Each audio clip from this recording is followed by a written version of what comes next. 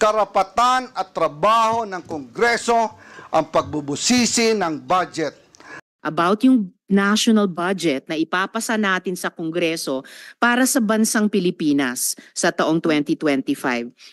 Pero dapat ay pag-usapan din ang ibang pondo ng taong bayan na walang liquidation with resibo. Uulitin po natin.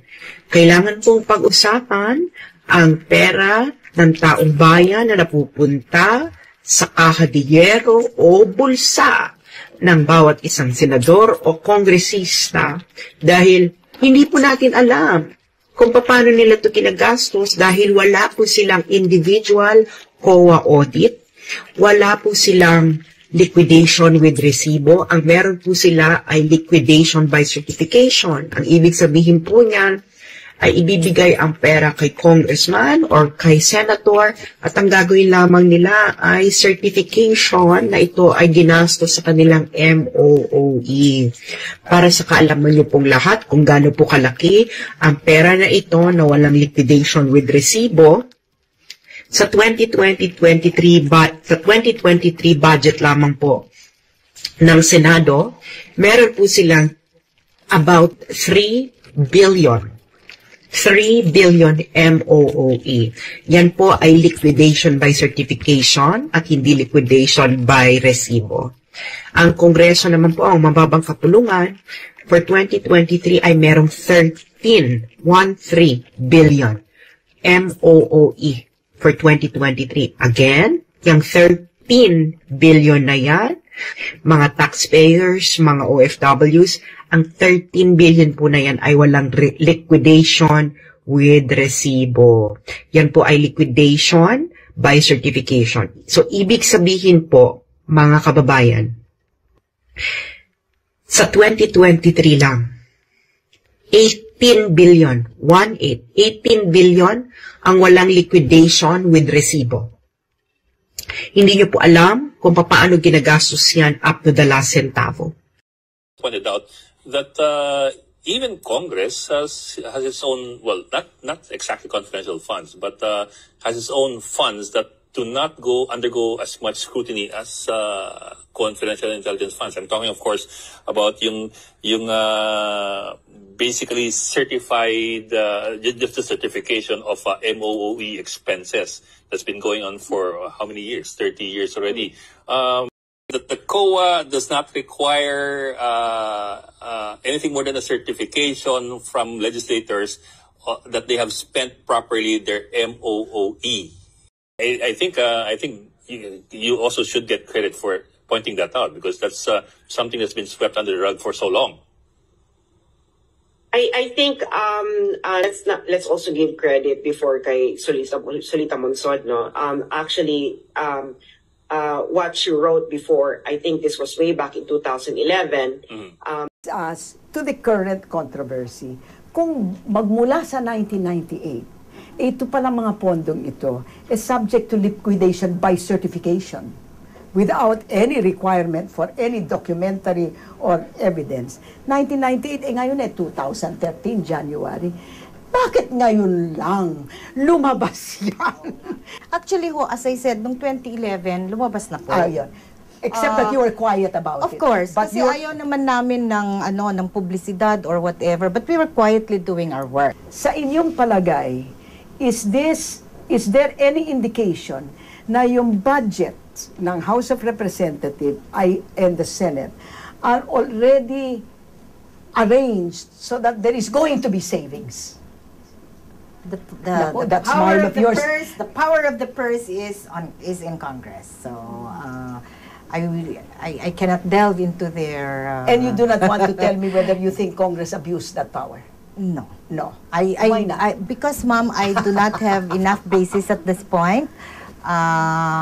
But the way things are turning out, it may be an indication that the budget of Congress should also be a little more scrutinized. Okay. Kasi ang Kongreso, lahat po ng budget ng lahat ng ahensya, binubusisi talaga. Ng Kongreso? Oo. Pero yung kanilang budget, hindi nila binubusisi. From Congress? But how can the people say, oh, That's too much. Ang palagay ko lang, anong mga giya Ma'am, na ang bibigay palagay nyo? ko lang deterrent dyan kasi ang kapal-kapal. Oo. No? Ang hirap intindihin. Siguro kung ang taong bayan ay magiging mas vigilant lamang at papansinin itong mga reports na ganito na linalabas namin, magkakaroon po kayo ng sapat na kaalaman kung magkano ang ginagastos ng bawat isang kongresista o ng senador. Both houses, the average per member is about 20 million a year. I mean, it looks like. Okay. Now, sinasabi nyo ngayon paano, saang pumapasok dito ang taong bayan para malaman, para magalit sila o magsabi sila, oy, sobra na yan. Paano nila malalaman lahat ito? As I said a while ago, meron po kaming utos from the Saligang Batas na i-publish every year yung itemized expenses and payments made to members of Congress. And we do that. Sa mga mga dyaryo po. Dailies, I mean, the major dailies, Inquirer, Business World yata, and Star. Pero parang wala namang pumapansin. I think God helps those who help themselves. So who do you think is God's representative here? For the longest time po, yaan ang ginagawa. Yan po ang ginagawa ng Kongreso at Senado. Hindi lang po sa 2023, 2022 rin, 2021, sa lahat ng panahon. Liquidation by certification. Kaya wala kayong makikita, again, ulitin ko, wala kayong makikita na individual audit. Walang COA audit report ang kahit sino mang senador o congressman. Wala kayong mahanap. Bakit wala tayong mahanap na publicized individual COA audit report ng bawat senador at congressman? Hindi naman yung confidential fund, di ba? Tama? Post na ito na ganito yung proseso dyan po sa Kongreso ni Saspo, Congressman? Actually, basta baka ma-misquote na naman ako. Basta yung sa amin, kung ano ang require ng Commission on Audit, ano yung mga reports na kailangan, anong liquidation kailangan, kung ano ang requirement for audit procedures, we comply by it. Ino-comply po ng House of Representatives. Kung wala kang individual COA audit, paano mong mapapatunayan wala kang kopit? Kung walang resibo, paano mo mapapatunayan na hindi na ilagay sa kakadiyan? Wala. Do you expect Congress to resolve this issue? And how? I don't know if you're optimistic or pessimistic compared to me, but I think something must be done. Kasi nga ako, sabi ko nga na I don't really care kahit ang matamaan pa dito is mga kaalyado ng mga Duterte because nakikinabang sila dito sa liquidation by certification. And I think, you don't need to belong to any other political camp to really see na why is it na allowed itong mga ito na gumagastos ng pera ng taong bayan, but the use of the fund is not going through the same kind of auditing na dinadaanan ng mga ordinaryong mga manggagawa who's also handling money coming from their bosses. So, I don't know if can the Supreme Court do something about this, but something must be done. But no argument, ang pera ng gobyerno ay pera ng taong bayan. The Congress has the oversight power. There are three consequences of oversight power. One is congressional scrutiny. Who is going to scrutinize the scrutinizer? I think it's not our right to explain our budget. It's our duty to explain our budget. Pero yung kanilang budget, hindi nila binubusisi. Bakit ganon? That this House has all the right to scrutinize the budget of any agency. Who is going to scrutinize the scrutinizer? Responsibilidad natin ibigay sa taong bayan kung paano po natin matalinong ginasta ang buwis ng taong bayan. Salamat po. Pero yung kanilang budget, hindi nila binubusisi. Bakit ganon? Tinatalakay natin ito and it's a big amount of money. I believe We owe it to the people to understand Who is going to scrutinize the scrutinizer? Lahat dito tinatanong no? So, according to the budget, whether it is in the past, kasi nakikita natin yung utilization noong mga budget, kahit na yung past years, ay pwede nating busisiin dito. Pero yung kanilang budget, hindi nila binubusisi. Bakit ganon? The people deserve transparency, as this inquiry is meant to benefit the people we serve.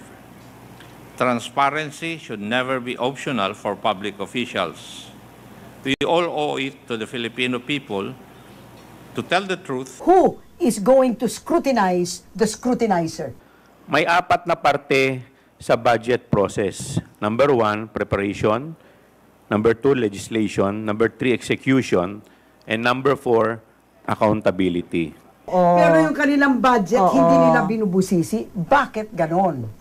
We are conducting this inquiry in aid of legislation because we have to have a legislative action. We have to review. We have to review. Who is going to scrutinize the scrutinizer? At naman po ng mga departamento kailangan dumaan sa prosesong ganito. Wala pong exempted dito.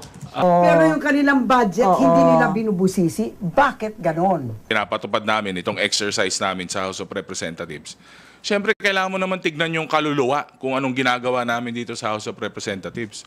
Yung budget deliberations po. Bayad kami ng taong bayan para busisiin, magtanong. Pero yung kanilang budget, hindi nila binubusisi. Bakit ganon?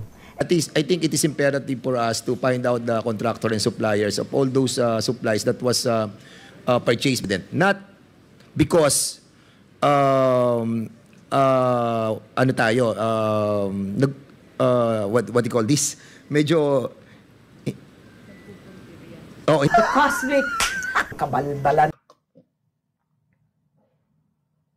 So kausapin ninyo ang pamilya ninyo, mga fellow taxpayers, fellow manggagawa, kung anong dapat gawin para yung buwis na ibinabayad ninyo ay dapat meron itong resibo up to the last centavo.